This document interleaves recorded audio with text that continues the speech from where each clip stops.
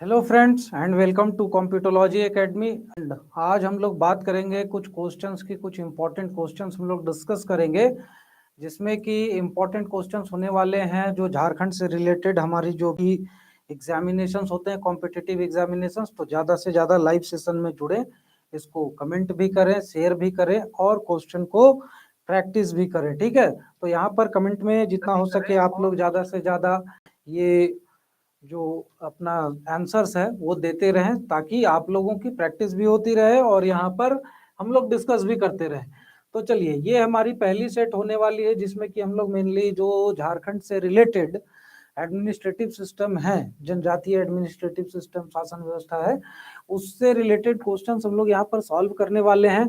तो यहाँ पर पहला प्रश्न हम लोगों का क्या है कि झारखंड की सबसे आदिम जनजातियां कौन कौन सी हैं, यानी कि यहाँ पर प्रिमिटिव ट्राइब जो 8 सबसे आदिम जनजातियां हैं उनके बारे में पूछा जा रहा है। तो टोटल 8 हैं, यहाँ पर 4 ऑप्शन में दिए हुए हैं।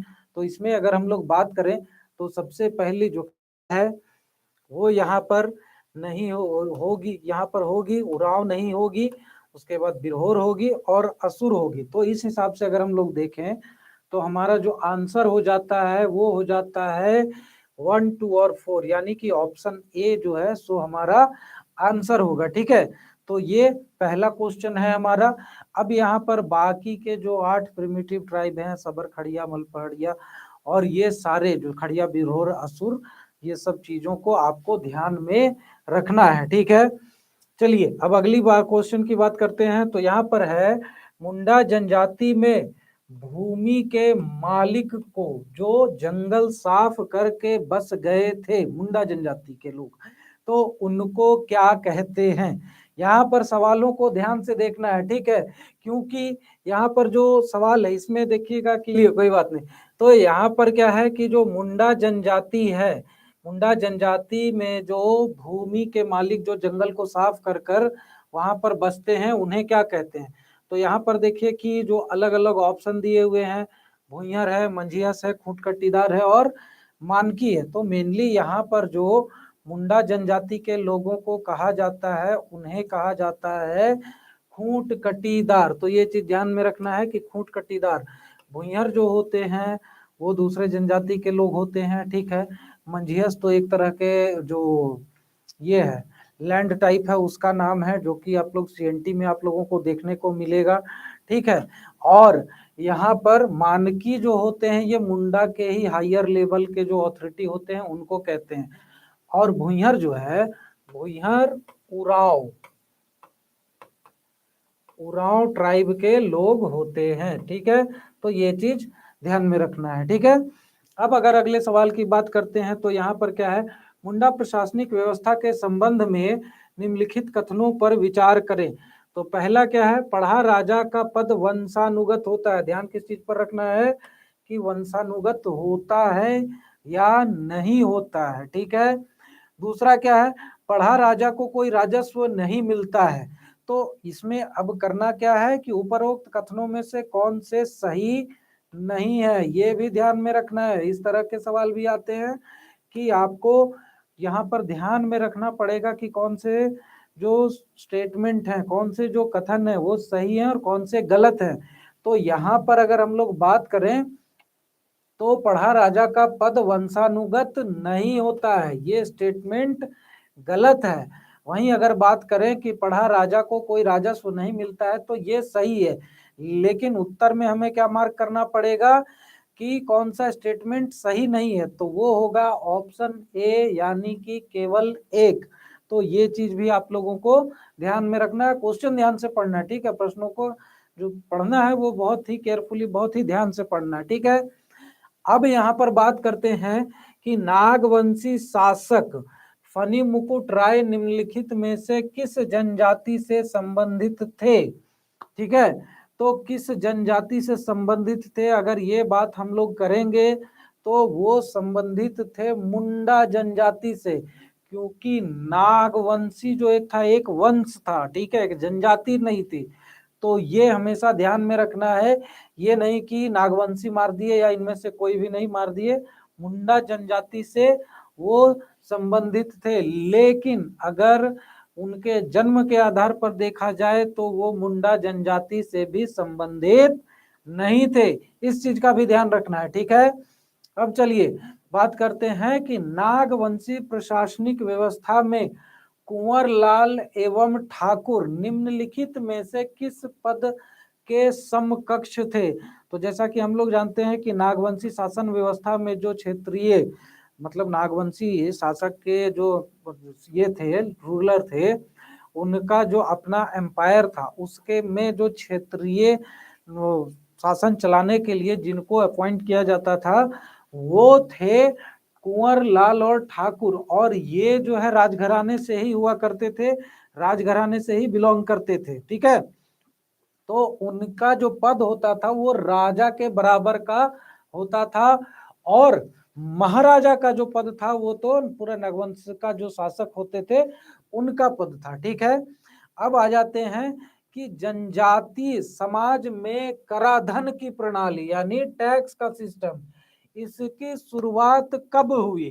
तो ये एक बहुत ही महत्वपूर्ण सवाल है, क्योंकि ये जो इवेंट था हिस्ट्री में भी बहुत इंपॉर्टेंट है, क्योंकि यहाँ पर ये देखने वाली बात हो जाती है कि कराधान यानी कि टैक्स का सिस्टम जो है वो जनजातीय व्यवस्था में शुरुआत से थी नहीं। तो यहाँ पर स्थापना के समय से ही ये स्टेटमेंट तो सीधा सीधा गलत हो जाएगा, उपरोक्त में से कोई नहीं, ये हो नहीं सकता है, क्योंकि टैक्स तो था ही, सारा झमेला तो मालगुजारी के कारण ही, टैक्सेशन के एग्रीकल्चर पे जो टैक्स लगता था उसके कारण ही था। अब बचते हैं दो ऑप्शन, तो इसमें से मुगल शासन होगा, क्योंकि मुगलों ने जब अपना आधिपत्य इस क्षेत्र में स्थापित किया तो वो लोग यहाँ से टैक्स वसूलते थे ताकि वो हमला न करें, और इसके लिए क्या हुआ कि इन्हें टैक्स देना पड़ता था जो जनजातीय शासक थे उनको, लेकिन जनजातीय शासक अब कहाँ से पैसा लाते, उनके पास ऐसा तो था नहीं कि अपनी प्रॉपर्टी थी और वो वहां पर आसानी से टैक्स दे सकते थे। इसके कारण क्या हुआ कि उन्हें कर लगाना पड़ा अपने जो सब्जेक्ट्स थे उन पर, ठीक है। तो जब वो अपने सब्जेक्ट्स पर वहां टैक्स लगाने लगे, वहां से कराधान का सिस्टम आया, ये चीज ध्यान रखना है। चलिए अब यहाँ पर बात करते हैं कि निम्नलिखित में से कौन जड़ी बूटी चिकित्सा का विशेषज्ञ होता है, यानी कि कौन सा ऐसा व्यक्ति है जनजातीय शासन व्यवस्था में जिसका कि एक पद भी होता है और वो यहाँ पर आयुर्वेदाचार्य भी होता है, जड़ी बूटियों का भी ज्ञाता होता है। तो यहाँ पर पाहन दिया हुआ है, लाया दिया हुआ है, नाइके दिया हुआ है और बैगा दिया हुआ है। आंसर में होगा बैगा, क्योंकि बाकी के जो है ये सब पुजारी का रोल अदा करते हैं, इन सब का जो काम है वो पूजा पाठ का काम है, और ये लोग जो है यहाँ पर मेनली जो है सो पूजा पाठ से संबंधित रहते हैं, ठीक है। बैगा जो है ये पुजारी का असिस्टेंट होता है, उसका सबॉर्डिनेट होता है, और वही जो होता है वो जड़ी बूटियों का जानकार भी होता है, ठीक है। चलिए अब यहाँ पर देखिए आप लोग कमेंट करते रहिएगा, ठीक है, क्या क्या आंसर आ रहे हैं, क्या क्या आंसर आप लोगों को समझ में आ रहा है, क्या होना चाहिए नहीं होना चाहिए, इस चीजों पर ध्यान रखिएगा। चलिए बात करते हैं कि निम्नलिखित में से कौन ग्राम प्रधान और पंचायत के निर्णयों को ग्रामीणों तक पहुंचाता है, ठीक है। तो इसका काम है बेसिकली क्या, मैसेंजर का काम है ना। इसको इंफॉर्मेशन पास ऑन करना है कि जब भी जनजातीय पंचायत बैठती है तो वहां पर क्या होता है कि ये देखना होता है कि क्या फैसला हुआ नहीं हुआ। सबसे पहले तो जब मुखिया ये चीज डिसाइड करते हैं कि हाँ कोई इशू आया है, कोई केस आया है जिसपे चर्चा करनी है, पंचों को बुलाना है, पंचायत के अधिकारियों को बुलाना है, तब भी इसी व्यक्ति को दौड़ाया जाता है कि जाओ सबको बुला लाओ, ठीक है। अब बुला लाने के बाद जो भी फैसला होता है, तो फिर ऐसा तो नहीं है गांव के सभी आदमी आ जाते हैं, तो वैसी परिस्थिति में क्या होगा कि गांव के सभी लोगों को जाकर बताना भी पड़ेगा कि हाँ भाई क्या क्या फैसला हुआ नहीं हुआ, क्या हुआ, क्या सबको मानना है। तो ऐसा जो ये काम है, ये काम होता है यहाँ पर गुड़ैत का, ठीक है। तो ऑप्शन ए तीसरा जो है वही सिर्फ आंसर होगा। बाकी प्राणिक जो है ये असिस्टेंट होता है मांझी का, और मांझी तो पंचायत का मुखिया ही होता है। ठीक है, चलिए अब यहाँ पर अगला सवाल क्या है कि निम्नलिखित में से कौन गांव की सुरक्षा के लिए जिम्मेदार है, यानी कि यहाँ का कमांडर है, यहाँ का सिक्योरिटी जनरल, मतलब जो सेनाध्यक्ष एक तरह से आप लोग कह लीजिए वो है। तो ये कौन होता है? ठीक है, तो नाम यहाँ पर दिए हुए हैं। अब आप लोगों को ध्यान में रखना है कि किसका नाम याद आ रहा है। ठीक है, तो यहाँ पर है लासेर टोंगई है, जोग प्राणिक है, चौकीदार है, और ऊपर में से कोई नहीं। तो देखिएगा ऊपर में से कोई नहीं, हमेशा टेम्पटेशन होता है, ये आदमी की आदत होती है, लगता है कि यही होना चाहिए, मार दें, लेकिन उससे बच के रहिएगा। ठीक है, हमेशा वो सही नहीं होता है।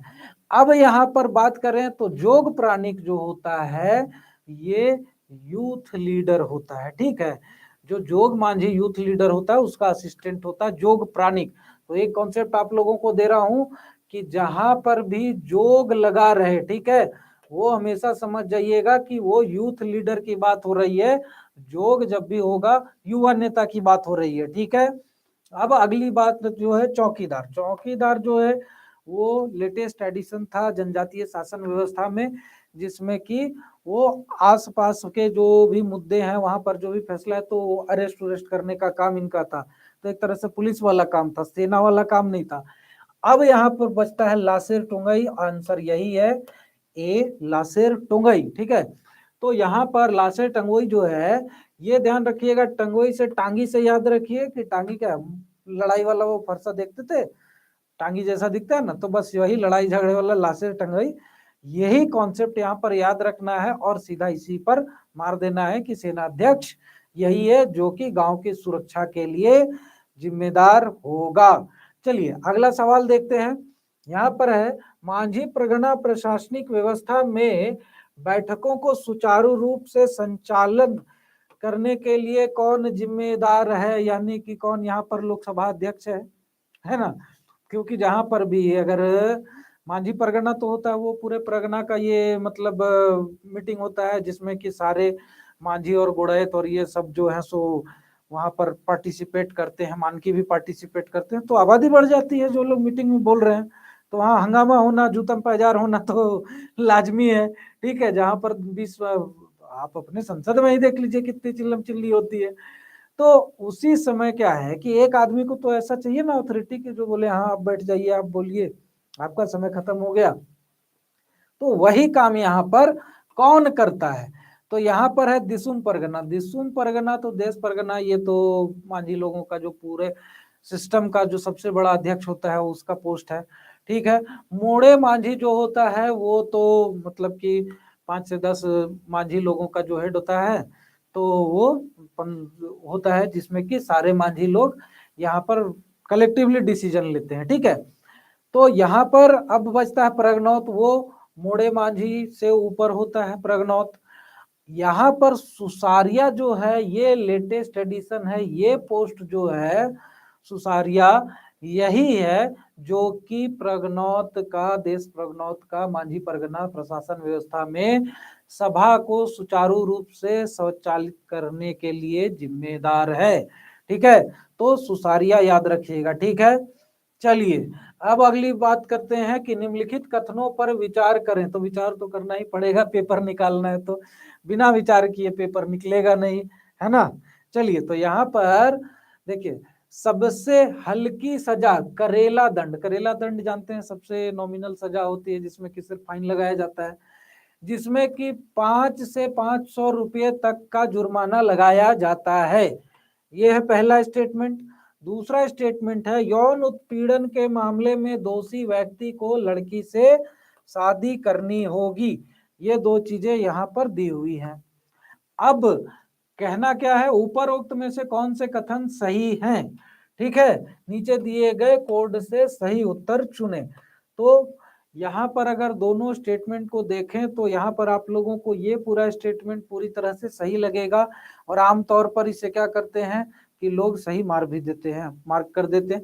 लेकिन यहाँ पर ये याद रखना है कि ये 5 रुपए से 500 रुपए तक नहीं है, 5 रुपये से 150 रुपये तक का लिमिट है। ठीक है, तो ये स्टेटमेंट पहला जो है सो गलत हो गया। दूसरा स्टेटमेंट सही है, जिसमें कि यौन उत्पीड़न के मामले में दोषी व्यक्ति को लड़की से विवाह करना पड़ेगा। ठीक है, तो केवल दो, ऑप्शन बी सही आंसर होगा, केवल दो, दूसरा स्टेटमेंट यहाँ पर सही है। चलिए, अब यहाँ पर अगली फिर वो जो अपना विवाह मुद्दों पर और जो चीजों पर है उस पर सवाल है कि नाजायज बच्चे के मामले में यदि जैविक पिता की पहचान अनिश्चित है तो बच्चे को उसका नाम और गोत्र कौन देता है। तो ठीक है, यहाँ पर क्या होता है कि इलिजिटिमेट चाइल्ड हो गया इलिसिट रिलेशन के कारण, ठीक है, प्रेम विवाह पर ये सब चीजों के कारण, प्रेम मुद्दों के कारण, प्रसंग के कारण।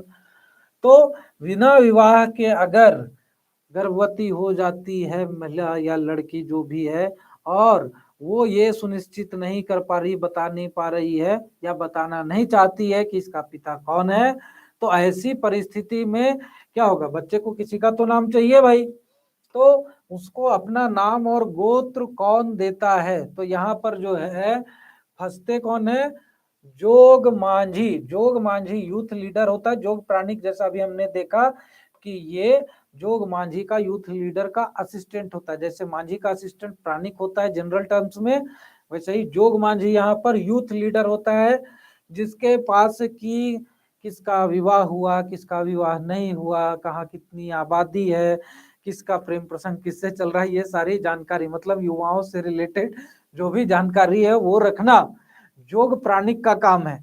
और अगर इसमें वो फेल होता है तो भुक्तभोगी भी वही बनेगा।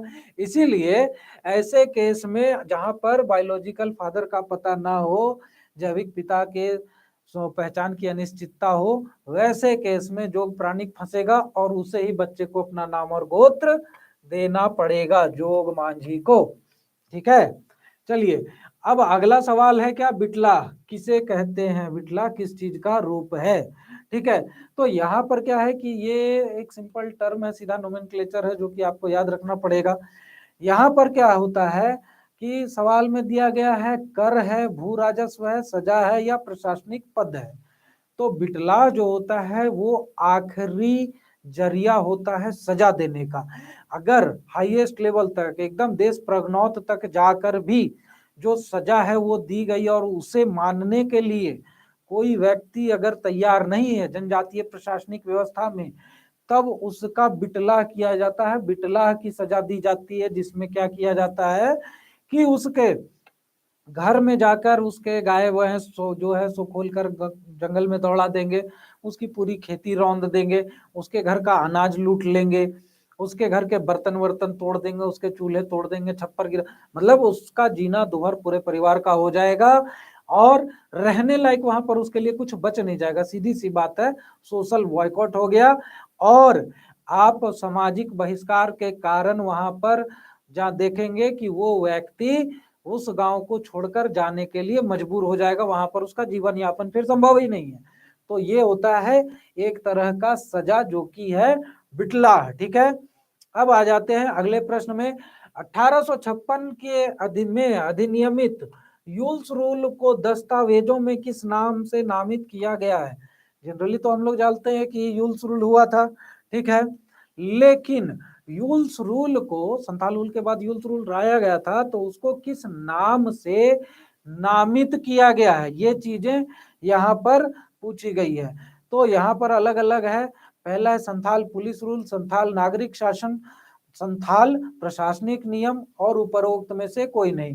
तो यहाँ पर सीधा सीधा आंसर है संथाल पुलिस रूल। यूल्स रूल को संथाल पुलिस रूल के नाम से नामित किया गया था। ठीक है, चलिए अब आगे देखते हैं यहाँ पे अगला सवाल कि कालानुक्रम में व्यवस्थित करें। ठीक है, तो किस किस तरह से ये चीजें घटित हुई हैं, इसकी क्रोनोलॉजी में इसको सेट करना है ना, कालानुक्रम में इसे लगाना है। पहला क्या है कि यूल्स नियम, यूल्स रूल है ना, तो पहला हो गया यूल्स रूल, दूसरा यहाँ पर क्या हो गया कि संथाल हुल, तीसरा है निपटान विनियम अधिनियम, ठीक है, तीसरा है एस डब्ल्यू सार्जेंट प्रशासनिक व्यवस्था। तो यहाँ पर ये चार चीजें दी गई है, चलिए जल्दी जल्दी ध्यान दीजिए सवाल पर कि ये क्या है, ठीक है, कौन सा, कब घटित हुआ था, डेट याद रखना यहाँ पर बहुत जरूरी है, ठीक है।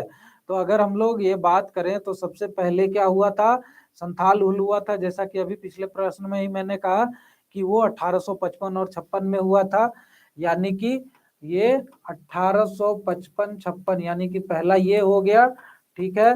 उसके बाद दूसरा ये हो गया, अभी देखा हमने 1856 में। उसके बाद निपटान विनियम अधिनियम है, और एक क्या है यहाँ पर जो तीसरा है वो SW सार्जेंट प्रशासन है। तो निपटान विनियम अधिनियम ये आया था 1872 में, और AW सार्जेंट रूल आया था, ये आया था 1880 में, ठीक है। तो यहाँ पे ये चीजें आप लोगों को ध्यान रखनी पड़ेगी। ये कुछ चीजें हैं जो कि रटे बिना कोई उपाय नहीं, और जो लोग कहते हैं कि रटना हमें आता नहीं है, तो उनके लिए भाई कोई उपाय नहीं है, रटना तो पड़ेगा ही पड़ेगा। उसके बिना आप इन सवालों को सॉल्व नहीं कर सकते हैं। हिस्ट्री में तो रटना ही है, और कोई उपाय है नहीं, ठीक है।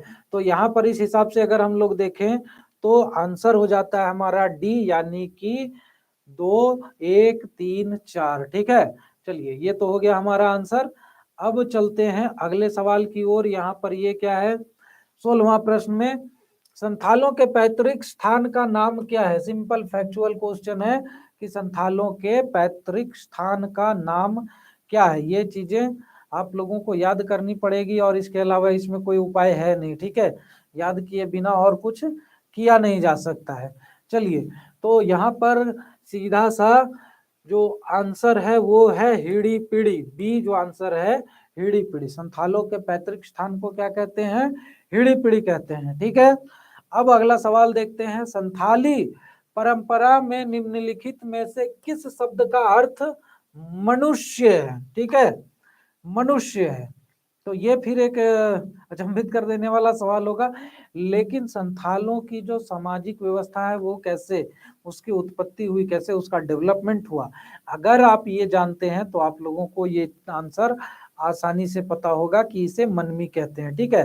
तो यहाँ पर ये जो है मनमी होगा यहाँ पर इसका उत्तर, यानी कि ए, ठीक है। चलिए, अब 18वां सवाल है, हो आदिवासी समूह की एक शाखा है, किस आदिवासी समूह की शाखा हो है। ये जानकारी आप लोगों के पास होनी चाहिए। जो हो आदिवासी, अभी इस चीज के डिस्कशन हमने अभी 1-2 वीडियो पहले ही किया था, जो झारखंड की प्लेलिस्ट में ऑलरेडी दे रखा है हमने।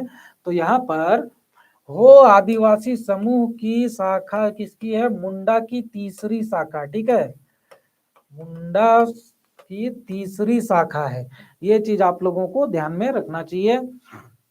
चलिए, अब यहाँ पर क्या है कि हो जनजाति में पंचायत के निर्णयों को ग्रामीणों तक पहुंचाने की जिम्मेदारी किस अधिकारी की होती है।